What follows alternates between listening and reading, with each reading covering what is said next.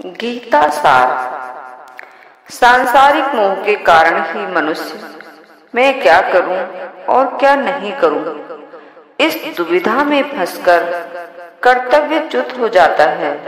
अतः मोह या सुखासक्ति के वशीभूत नहीं होना चाहिए। शरीर नाशवान है और उसे जानने वाला शरीरी अविनाशी है। इस विवेक को महत्व देना और अपने कर्तव्य का पालन करना, इन दोनों में से किसी भी एक उपाय को काम में लाने से चिंता शोक मिट जाते हैं। निष्काम भाव पूर्वक केवल दूसरों के हित के लिए अपने कर्तव्य का तत्परता से पालन करने मात्र से कल्याण हो जाता है। कर्म बंधन से छूटने के दो उपाय हैं। कर्मों के तत्व को जानकर निस्वार्थ भाव से कर्म करना और तत्व ज्ञान का अनुभव करना। मनुष्य को अनुकूल प्रतिकूल परिस्थितियों के आने पर सुखी दुखी नहीं होना चाहिए, क्योंकि इनसे सुखी दुखी होने वाला मनुष्य संसार से ऊंचा उठकर परम आनंद का अनुभव नहीं कर सकता। किसी भी साधन से अंतःकरण में समता आनी चाहिए।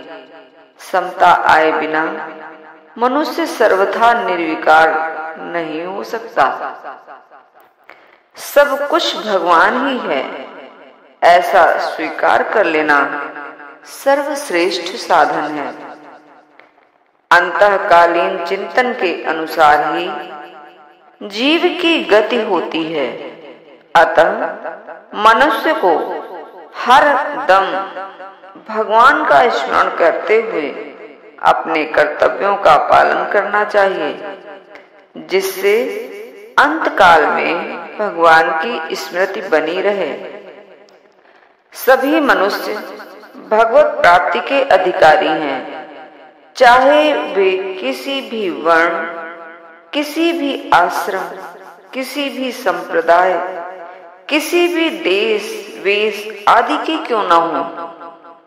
संसार में जहां भी विलक्षणता, विशेषता, सुंदरता, महत्ता, विद्वता आदि दिखे, उसको भगवान का ही मानकर भगवान का ही चिंतन करना चाहिए। इस जगत को भगवान का ही स्वरूप मानकर प्रत्येक मनुष्य भगवान के विराट स्वरूप के दर्शन कर सकता है। जो भक्त शरीर, इंद्रियां, मन, बुद्धि सहित अपने आप को भगवान को अर्पण कर देता है, वह भगवान को प्रिय होता है। संसार में एक परमात्म तत्व है जो जानने योग्य है। उसको जानने पर अमरता की प्राप्ति होती है। संसार बंधन से छूटने के लिए सत्व, रज और तम, इन तीनों गुणों से अतीत होना जरूरी है। अनन्य भक्ति से मनुष्य इन तीनों गुणों से अतीत हो जाता है।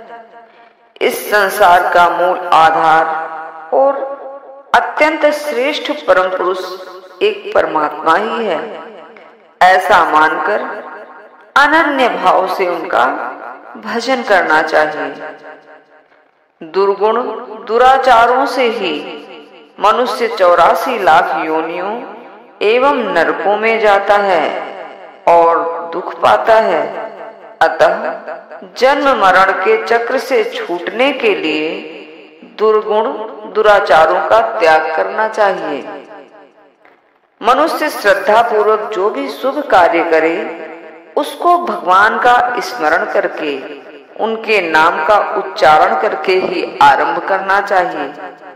सब ग्रंथों का सार वेद है, वेदों का सार उपनिषद है, उपनिषदों का सार गीता है और गीता का सार भगवान की शरणागति है।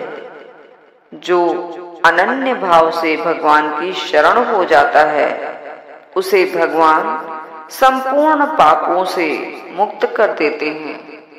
हरि शरणम।